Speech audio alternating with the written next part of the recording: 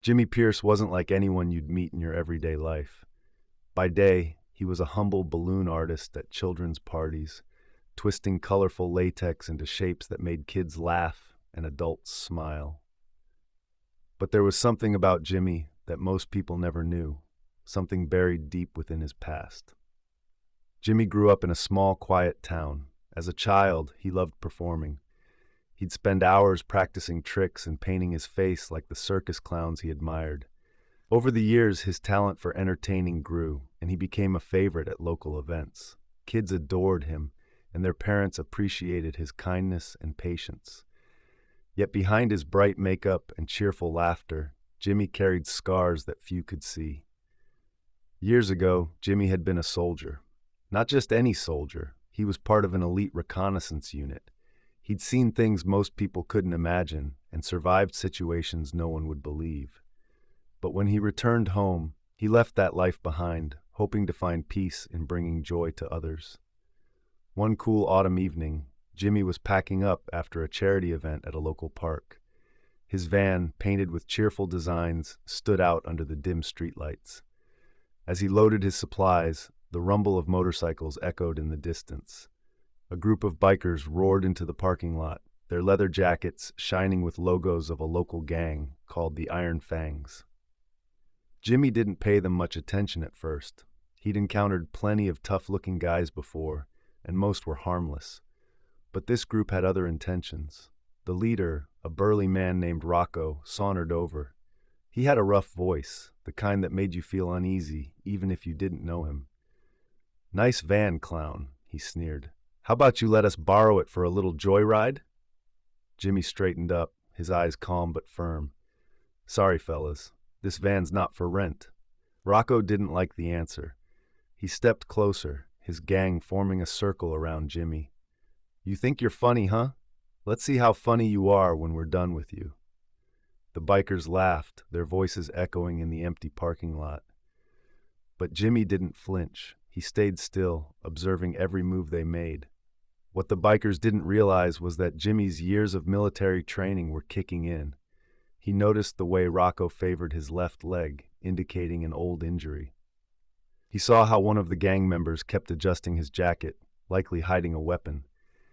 And he felt the tension in the air, a tension he knew how to control. "Guys," Jimmy said, his voice steady, "you don't want to do this." But they didn't listen. Rocco lunged, swinging a heavy fist toward Jimmy. In one swift motion, Jimmy dodged, grabbed Rocco's arm, and twisted it behind his back. The leader screamed in pain, and the others froze, stunned by how quickly their boss was taken down. "Here's the deal," Jimmy said calmly. "You walk away now and no one gets hurt. Push your luck and you'll regret it." One of the bikers, a wiry man named Vince, pulled a knife. "You're dead, clown!" he yelled, charging forward. Jimmy reacted instantly. He disarmed Vince with a move so quick it was over before anyone realized what had happened. The knife clattered to the ground, and Vince stumbled back, clutching his wrist. The rest of the gang hesitated. They weren't used to seeing their victims fight back, especially not someone dressed like a clown. Who are you?" Rocco stammered, still pinned under Jimmy's grip. "Just a guy who doesn't like bullies," Jimmy replied. The bikers fled, dragging Rocco with them. Jimmy watched them go, his heart pounding, but his face calm. He knew this wasn't over. A week later, Jimmy noticed unfamiliar cars parked near his home. He received an anonymous note saying, "We know who you are."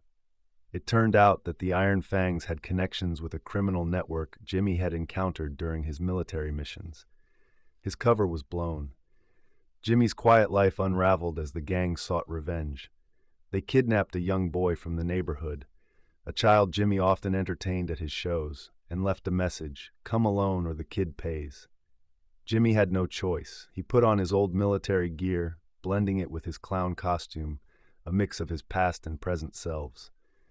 At the gang's hideout, Jimmy didn't just rely on brute force.